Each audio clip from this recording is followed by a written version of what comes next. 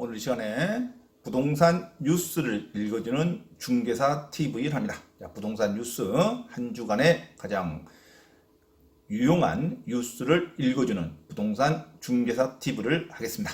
자, 중앙일보 2021년 2월 19일 한은화 기자의 기사입니다. 중앙일보 2021년 2월 19일자 한은화 기자의 뉴스입니다.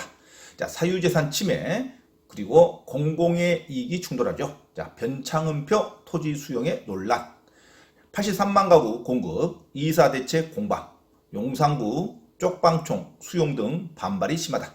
정부는 정당 보상 문제 없다. 자, 정부가 공공주도로 전국에 83만 가구를 공급하겠다는 이사 대책은 정부의 표현대로 새로운 모델이다. 지금까지 정비사업에 공공이 개입해 관리자 역할을 하려는 시도는 많았지만 이번 대책은 차원이 다르다. 공공이 민간의 땅을 수용해 땅 소유권을 갖고 사업을 시행한다. 정부는 기존의 틀을 깨기 위해 지금까지와 다른 법 근거를 갖고 오고 기존 법도 많이 개정할 참이다. 특히 역세권 등을 개발해 20만 가구를 공급하는 도심 공공주택 복합사업의 경우 외곽의 신도시 개발에 쓰던 공공주택특별법, 공특법이라고 하죠. 공공주택특별법을 토대로 한다. 통상적으로 도심 개발을 할 때는 도시 및 주거환경정비법, 도정법을 근거로 하는 것과 다르다. 물론 선례가 없는 사상 초유의 법 적용에는 이유가 있다. 자, 1. 공공이 땅 소유권을 갖는다. 공특법은 공공이 미개발 택지를 수용해 개발하기 위해 만든 법이다. 민간의 소유권을 그대로 두고 정비사업을 진행하는 도정법과 개념이 전혀 다르다.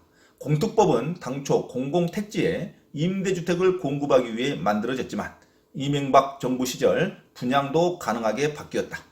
통상 3기 신도시처럼 신도시를 개발할 때는 공특법을 토대로 한다. 자, 지구 발표 전까지 기밀로 유지하고 이후 토지 지주 등의 동의 절차 없이 땅을 전면 수용해 공공택지로 바꾼다. 공공 입장에서는 법에 기초한 정당 보상을 통해 소유권을 수용하는 것이고 토지 지주는 소유권이 헐값에 넘어간다고 반발할 수 있다. 공특법은 그동안 개발 제한구역과 같은 미개발 택지에 적용해온 터라 큰 문제가 없었다. 하지만 변창흠 국토교통부 장관은 이를 이해관계가 복잡한 도심의 금싸라기 땅 개발에 적용할 계획이다. 서울 용산구 동자동 서울역 쪽방촌 정비사업이 첫 사례다. 이곳은 기존 공특법을 적용한다. 주민 동의를 받지 않아 사유재산 침해라는 반발이 심하다. 그래서 7월 내 후보지를 정할 예정인 도심 공공주택복합사업에는 개정안 법을 적용한다. 기존 공특법에는 없는 토지 등 소유자 3분의 2의 동의 절차를 넣고 사업지에 살지 않은 다주택자에게도 입주권을 준다는 방침이다. 자, 이 공공의 소유권은 만능인가? 자, 이사 대책에는 수용권이 전방위로 등장한다. 자, 13만 6천 가구를 공급하겠다는 공공 직접 시행정비 사업, 재건축, 재개발도 땅을 수용하는 방식이다. 이를 위해 도정법을 개정한다. 자, 3만 가구를 공급하겠다는 도시 재생을 통한 주거 공급에도 수용권이 등장한다. 모든 수용 절차에는 조합원이나 토지 등 소유자 3분의 2의 동의를 전제로 하지만 기존 정비사업 4분의 3 동의보다 동의율이 낮다. 자, 국토부의 한 관계자는 3분의 1이 동의하지 않더라도 그냥 사업을 시행하겠다는 게 아니라 끝까지 협의해 나갈 것이라고 설명했다. 하지만 빠른 사업 시행이 관건이라 끝장 협의가 가능할지는 미지수다. 사유재산 침해 논란의 정부는 공공의 이익과 정당 보상으로 문제없다는 입장이다. 공공이 주도하면 사업을 빨리 할 수 있고 토지주에게 기존 사업 대비 10에서 30포인트 높은 수익률을 줄 수 있으며 민간 주도와 달리 공공성을 띠기에 세입자로부터 소유주까지 모두가 만족할 수 있는 사업이라고 강조한다. 하지만 개발 사업에서 정당 보상은 늘 갈등의 씨앗이 됐다. 박일구 법무법인 조은 대표 변호사는 토지주는 땅의 미래 개발 이익까지 바라보지만 공공수용자는 개발 이익을 배제하고 현재 가치로 배상하기 때문에 토지주 입장으로 보면 정당 보상일 수 없고 갈등이 생긴다고 말했다. 자, 이상 중앙일보 2021년 2월 19일자 한은화 기자의 뉴스를 읽어드렸습니다. 자, 그래서 정부의 쪽방총 개발 도심지의 역세권 주변에 공공개발 주도 사업이 자, 수용을 원칙으로 한다는 거. 3분의 2 이상 동의만 받으면 수용 재결 판결로 강제 수용해서 개발을 진행하겠다는 입장으로 법 개정이 추진될 걸로 보입니다.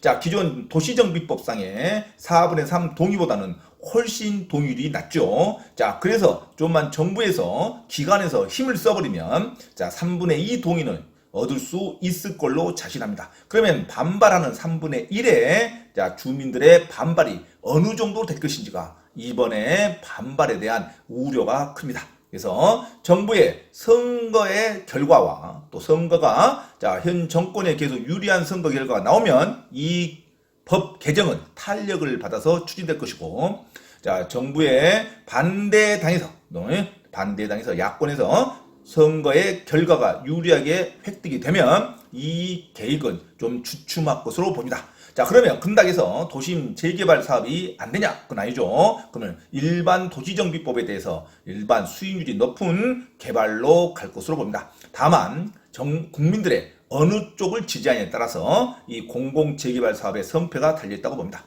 자, 그럼 투자자 입장에서는 이 계획에 일희일비할 것이 아니라 여전히 어떤 개발 형식인지 간에 도심의 역세권 중심의 낙후된 동네는 개발이 될 걸로 봅니다. 낙후된 동네에 개발을 하기 위해서 그 투자를 하는 것은 나쁜 방법은 아닙니다. 역세권 주변에 빌라나 낙후된 동네에 투자하는 것은 투자자의 기본적인 성향으로 나쁜 방법은 아닙니다. 단 그걸 높게 사냐, 대출을 받아서 투자하냐, 그게 리스크가 있죠.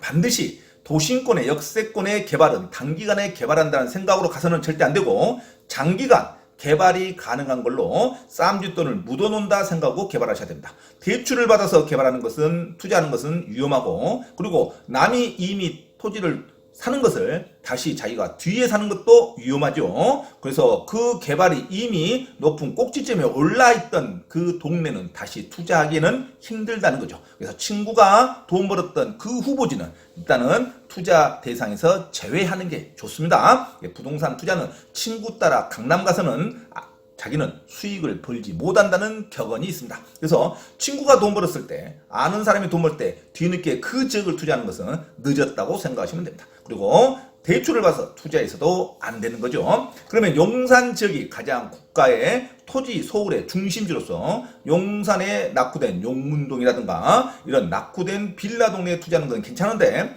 두 번째는 소자본으로 투자하는 1, 2억으로 또는 3, 4억으로 투자하기에는 전자상가, 용산역 앞에 있는 선인전자상가와 그 다음에 온효전자상가가 있습니다. 선인전자상가와 온효전자상가는 워낙 소유주가 다양하게 분포되어 있기 때문에 면적의 크기도 다릅니다. 자, 그래서 부동산의 투기업자들이 전국에 있는 소자본에게 투자를 권유하면서 높은 가격으로 계약을 맺으려는 투자 호객꾼들이 있습니다. 자, 그래서 그런 것을 주의해서 반드시 선인상가와 온효전자상가에 소규모 투자를 하시더라도 건물의 평당 가격을 주의하시기 바랍니다. 참고로 최근에 온효전자상가에 매매된 계약을 보여드립니다. 온효된 매매 계약을 보시면 최근에 9제곱미터가 약 1억 9,750, 2억에 가까이 팔렸죠. 9제곱미터는 약 3평이 안 됩니다. 3평이 약간 못 되는 2.7평 정도 됩니다. 자, 그래서 3평 매매할 때, 조그만 3평을 매입할 때 2억이라는 돈이 지금 현재 시세의 가격이라는 것을 기준으로 삼으시기 바랍니다. 한 평당 6천에서 7천만 원 정도가 되겠죠. 자, 그래서 선인상가와 온효전자상가는 면적이 크기가 다양하기 때문에 그 면적 대비 또 층도 다양하죠. 그래서 정확한 가격 표준은 없습니다. 하지만 이것을 평당 2억, 5억, 이렇게 3억 이렇게 부르는 것은 너무 높게 부른다고 생각하면 됩니다. 그래서 대부분 잘못된 호객 행위는 부동산 업자도 있죠. 잘못된 호객으로 선인상가와 용산전자상가를 평당 3억 이상 주고 매입을 추진할 때는 그것은 주저하시기 바랍니다. 권유할 사항이 아니에요. 적정 가격은 평당 한 1억 정도는 되겠죠. 6에서 7천 정도는 가장 모범적인 답안이고, 서로 간의 이익을 보고 하려면 약 1억 미만, 평당 1억 미만은 주고 사야죠. 근데 평당이 3억이 넘어갔다. 6억, 7억을 주고 투자한다. 5억을 주고 투자한다. 이것은 전자상가, 선인상가, 오뇨전자상가 투자의 좋은 방법은 아니라는 것을 말씀을 드립니다.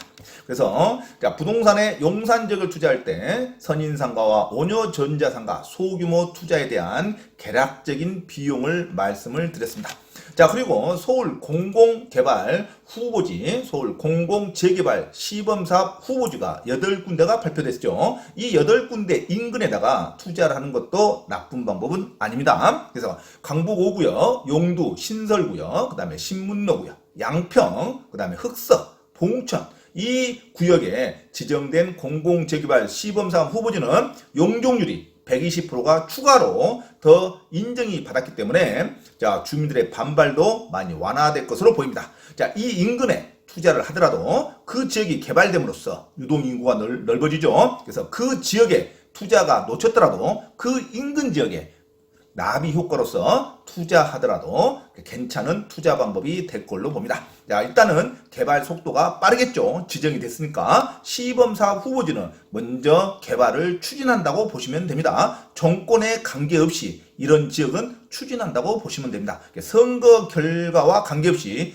추진될 수 있는 지역은 시범사업 후보지로서 이 8군데는 서울 지역에서 먼저 개발이 될 걸로 봅니다. 용적률도 120%가 추가로 인정이 됐죠. 자, 이 지역도 가장 좋은 지역이고 용산 지역에 투자할 때 선인상가와 오뇨전자상가에 소규모 투자하는 것도 나쁜 방법은 아니라는 거. 이상 부동산 뉴스를 전해드리는 중개사 TV였습니다. 자, 부동산 뉴스에 많은 관심을 가져주시면 자, 부동산에 관련된 투자 방법이라든가 투자에 할 수 있는 금액에 대한 적정 가격을 알려드립니다. 자, 유선으로 또는 문자로 문의하시더라도 최대한 자세히 상담해 드립니다. 자, 그리고 투자를 원하신 분은 자, 바로 본인과 같이 문의하셔서 투자하셔도 좋은 곳에 투자할 수 있도록 안내를 해드리도록 하겠습니다. 이상 부동산 뉴스를 읽어주는 중개사 TV였습니다.